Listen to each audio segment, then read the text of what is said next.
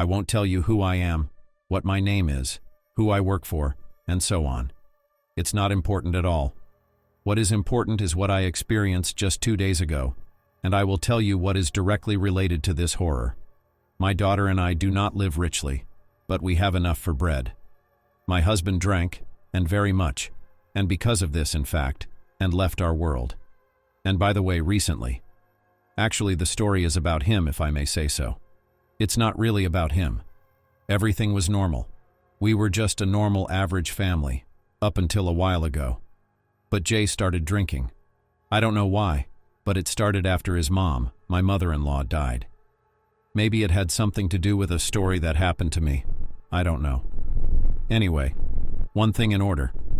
As I said earlier, I live with my daughter. Her name is Lena. She is 8 years old. In general, one evening I came from work tired as a dog. Lena was sitting there doing her homework. Everything in principle as usual. Throwing my bag on the shelf in the hallway, I went into the room, changed my clothes, and wandered into the kitchen to heat up yesterday's soup. I was incredibly hungry. After a couple minutes of eating, there was a knock at the door. Strange, I don't think I'm expecting anyone, but I don't know. It's 8 o'clock. Maybe it's the neighbors or something. I looked through the peephole and found only an empty landing and a flickering light bulb in the corner that no one had bothered to change in so many years. God, where I live. Why did I have to be born in this dump? I was in a terrible mood. The little idiots are hooligans. I thought to myself, so I went to my room to watch TV. But no sooner had I taken the remote control in my hands than I heard another knock at the door. I looked through the peephole again. No one was there again. Opening the door, I looked around the landing. It's weird. What is it? Or am I just crazy? No, I thought I heard knocking. I went to my room, laid down on the couch, turned on the TV, and immersed myself in my series. And that's the only thing that distracted me from this gray existence. 15 minutes later, there was another knock. Who's got nothing better to do? Lena, go see who's knocking. Lena came into my room and with a surprised face said to me, "You know what, Mom? Nobody's knocking in there." "What?" "Oh, I've got to stop working double shifts. I'm already imagining things." Hugging my daughter and covering her with a blanket, we sat together and watched TV. About an hour later, sleep began to take its toll. I put Lena in my room, told her a story, and lay down next to her. The sleep didn't last long. I was awakened by a very loud slamming of the door, as if someone had come in or out. Jay often came home from work at night, so I didn't think much of it.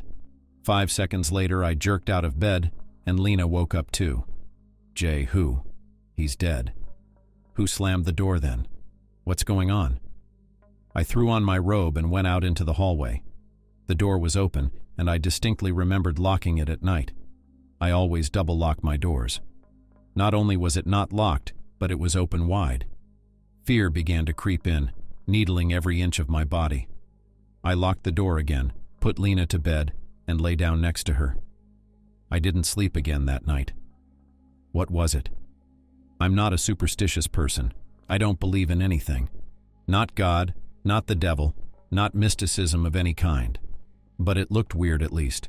But still, at 7 o'clock in the morning, sleep took me in its arms.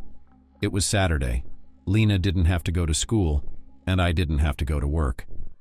I woke up early for some reason, slept for 2 hours. I was tired, as if I'd been unloading railroad cars all night.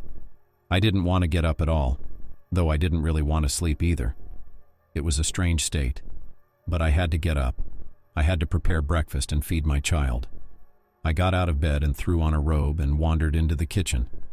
The first thing that caught my eye was a cup standing in the middle of the kitchen table. You'll say, well, what's the big deal? Well, it's just a cup. No, it wasn't. It was my late husband's cup. And you know what it was? I threw out all his stuff, absolutely everything, so I wouldn't think or remember him at all. Live again. How did she get in here? What's going on? That's where it got really scary. I took a cigarette, sat down at the table and smoked.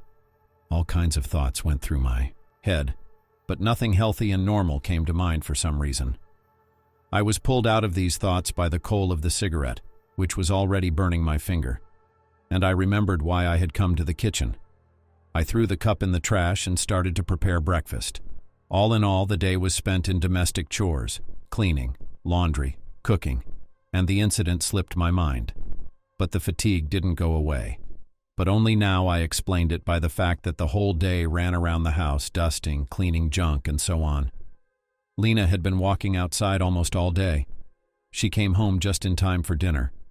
We ate, and I gave her my phone. She's watching something on YouTube. I lay down on my favorite couch and passed out. It was about 8 or 9 o'clock at night. I didn't doze again for long. An hour, maybe an hour and a half. I was really thirsty for water, so I went to the kitchen. Lena was still sitting there on her cell phone. Pouring water into a cup and taking a couple of sips, I realized with horror that it was the same cup. What is going on here? This isn't funny anymore. I threw it out this morning. The thought was slowly creeping up on me that either something was going on in the apartment or that I was going crazy. Leaving the cup on the table, I put Lena to bed and went to my room. My head was going crazy. First the door, now the cup. It was crazy. Then there's this fatigue. I don't know why I'm tired. Maybe I'm sick. No, I took my temperature. I'm fine. Anyway, with this mess in my head, I somehow managed to fall asleep. I slept surprisingly well, and there were no accidents during the night. They started in the morning. Once again, there was an open front door to the apartment, and another. My late husband's belongings began to appear in the apartment. There were his sneakers on the shoe rack, his jacket hanging in the closet, a cup in the kitchen, and so on. Is this some kind of joke? But it's kind of not funny. In the evening, Lena's temperature rose. She became pale. She hasn't eaten anything, and neither have I. Something inexplicable is going on in this apartment. My daughter's temperature rose to 39. I called an ambulance and we went to the hospital. I spent the night there. In the morning, I went home. I had to make something for the baby to eat. What they give you in the hospital, it's hard to call it food. There was a little church on the way to our house. It occurred to me to go there. Again, I am a person who has never believed in anything like that. But given the recent events, I decided to go inside. After talking to the priest and telling him the situation and what was going on in the apartment, we agreed that tomorrow he would come to us and consecrate the apartment. I left him the address, and with a calmer soul I went towards the house. When I entered the apartment, I found nothing suspicious. The fatigue still lingered. It added to it, intensified, but it didn't go away. And I noticed that it got worse just when I was in the apartment. Plus another oddity to add to my list. For some reason, I had a really bad feeling about tonight. I don't know why, but I did. I made Lena a meal. I got dressed and walked out of the driveway. My neighbor, Mrs. Linda, was standing in the driveway. A nice, kind grandmother, lives one floor down, just below our apartment. "Lana, come here, I'll tell you something," she said. "Hello?" I said hello. "What is it?" "Lana, here's the thing. I'm old. I'm having trouble sleeping. Would you mind not running around at night? I know it's a baby, but the ceiling's so thin, I can hear everything. I can't sleep at all." "What do you mean?" "Nobody runs around. People sleep at night. Besides, Lena's in the hospital. Maybe no one slams the door then either," she said with a look on her face, as if she knew something and didn't want to say it. After saying that, I silently turned around and left. So this is all real. I'm not imagining it. She heard it too. Then what's with the footsteps or running at night? We were in the hospital that night. Who's running around then? With this question in my mind, I walked towards the hospital, towards my daughter.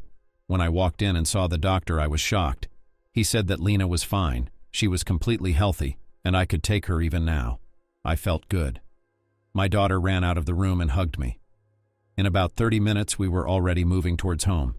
As soon as our house came into my field of vision, my head was again full of all sorts of nonsense about evil and so on. But, remembering my neighbor's words, I decided to look into the church again.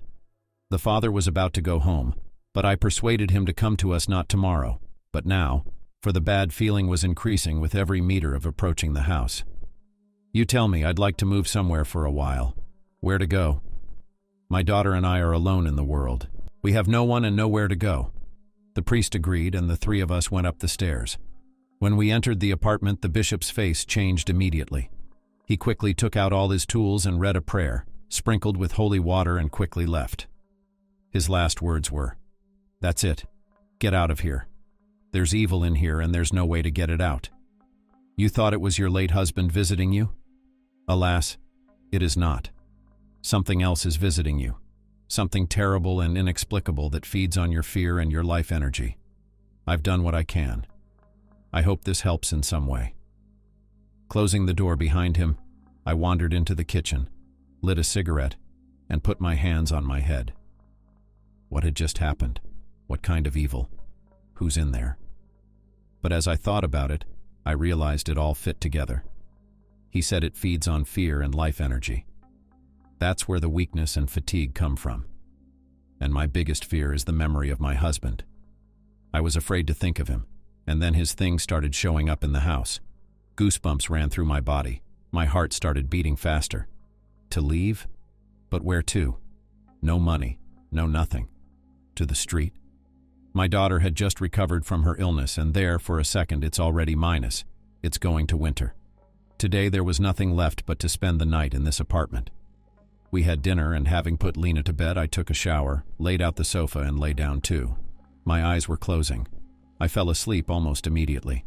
At 2 o'clock, something happened that is still frozen in my memory as the most terrible thing that I experienced in all my 35 years of life. Anyway, Lena woke me up. She'd gotten up during the night to go to the bathroom. And you know what she asked me? Actually, how did she wake me up? "Mom, who's sleeping with you?" It was like a dream come true. And I felt someone lying next to me. I was terrified. I literally started shaking. Something was lying on my bed right next to me, in the mirror, on the nightstand, and I could see what it was. It was a creature. Human facial features, but the face itself is very pale, almost completely white. Eyes and mouth black. It was wrapped in a blanket and lying on my bed. What is it? Panic gripped me, and I quietly got out of bed, but it lay there and didn't move. I left the room, got dressed Lena, and just as quietly we left the apartment. Did it not notice us, or did it let us leave on purpose? I don't know. I was shaking. Lena was crying. We didn't know what to do. We got out of the driveway, and I saw something that just killed me. From the window of my apartment in the kitchen, this bastard was looking right into my eyes, and that feeling of fear is beyond words. Anyway, I decided to try to ask Mrs. Linda for shelter. I knocked on her door for about 10 minutes, and she opened the door and invited us in. I explained to her everything that had just happened. She is a woman of faith, so she believed us and let us stay with her for the first time. I decided to sell the apartment. What it was, I don't know. Life in Linda's apartment got better. Everything went back to normal. Lena went to school. I went to work. Everything was fine until, in the middle of the night, I heard a knock on the front door, followed by a pop. Inside, everything clenched again. Fear was coming to me in that sepulchral silence. I could hear the pounding of my heart, and in fact, the pounding of the front door. Characteristically, this pounding grew stronger and more controlled. Strange. Why doesn't Linda wake up? Am I the only one hearing it? Or is it just me going crazy already? I don't know. I'm starting to think it's not the apartment at all.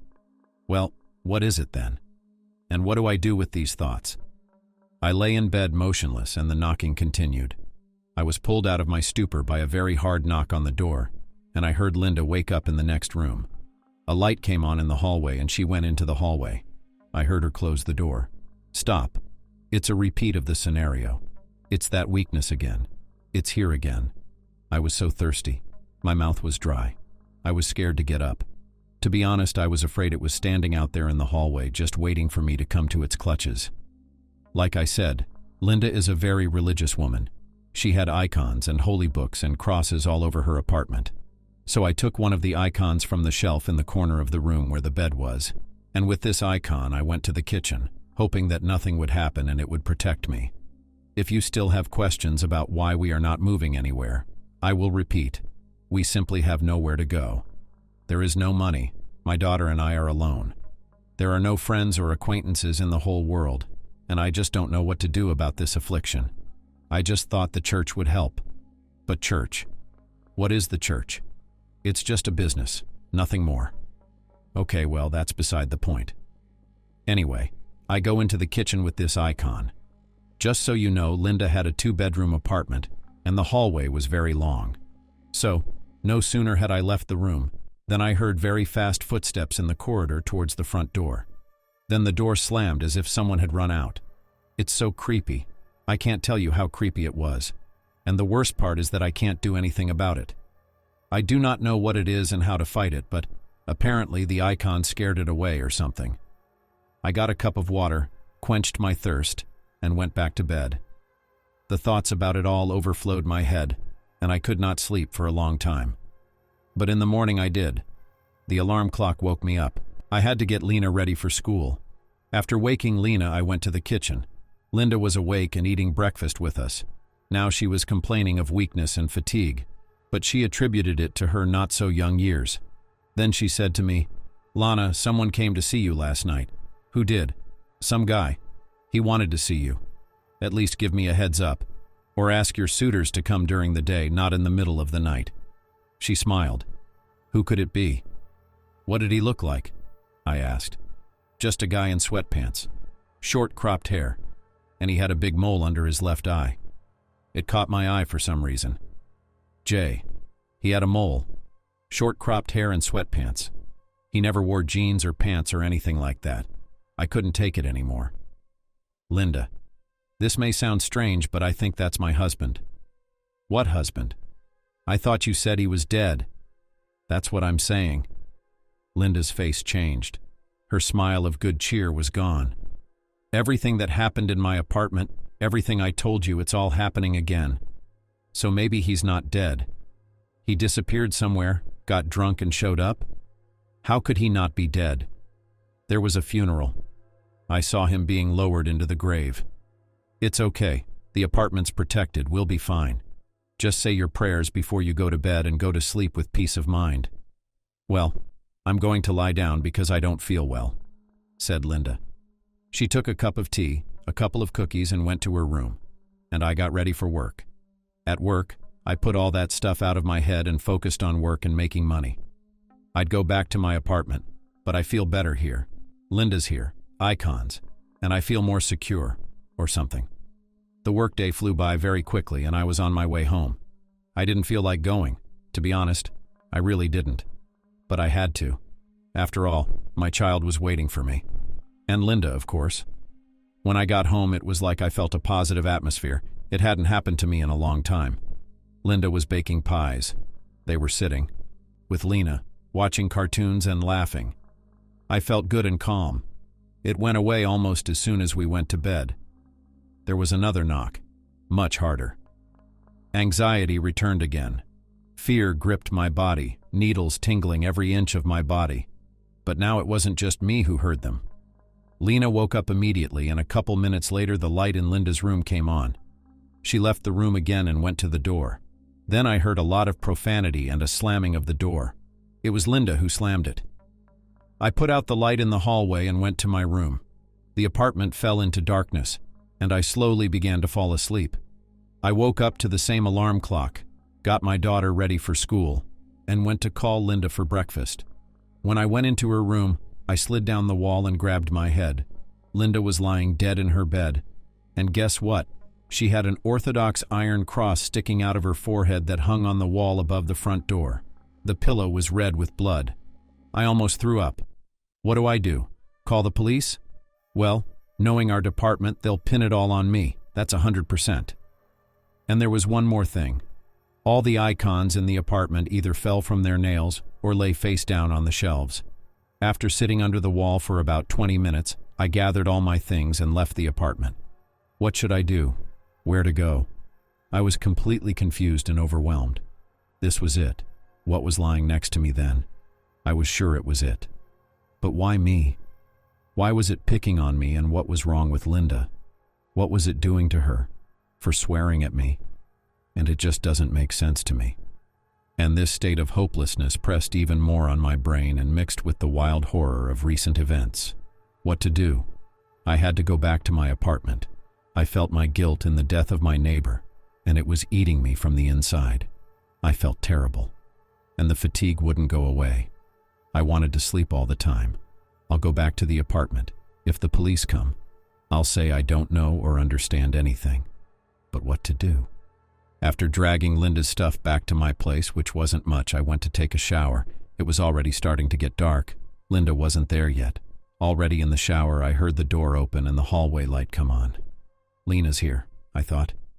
I wanted more than anything to keep my daughter safe. But I didn't know how. Coming out of the bathroom, I saw Lena standing in the hallway. Something was wrong with her, something about her face. She was unnaturally pale. "Daughter, what's wrong with you? Why aren't you undressing?" She stands there silent and just stares at me. She's never acted like this before. Usually when she came home from school, she would run to me and hug me, and immediately jump at the table in the kitchen. Today that's not happening. She's just standing there stupidly looking sad at me. I'm starting to get it. First, Jay came in dead. As cliché as it sounds, he was banging on the door because we weren't at our house. What if Lena was that thing again? I abruptly pulled out the cross my father had given me 4 days ago and clutched it in my hand. Marina's face changed. Her eyes turned black. I realized it wasn't her. It was that thing again. Where's Lena? Where's my daughter? And I slowly began to retreat into the room, into the bedroom. That's where we first met him. Lena, though it was no longer her, stood still, in the hallway with black eyes and a scary smile. There was already the thought of climbing over the balcony. I didn't care anymore. The doorway was reflected in that very mirror. Just behind my bed in that doorway stood, it was no longer camouflaged. It was the same creature that had been in bed with me 4 days ago. It made some incomprehensible sounds, like a whisper mixed with some scraping, and came closer to me. I grabbed my cross and I don't remember what happened next. I remember that it came right up to me and I couldn't even move from the animal horror. Then my legs shook and I fainted. It was the police officers who brought me back to normal. At about 11 o'clock they came to the call, but my condition worsened as soon as I learned the reason for their arrival. Lena was found dead in the entrance.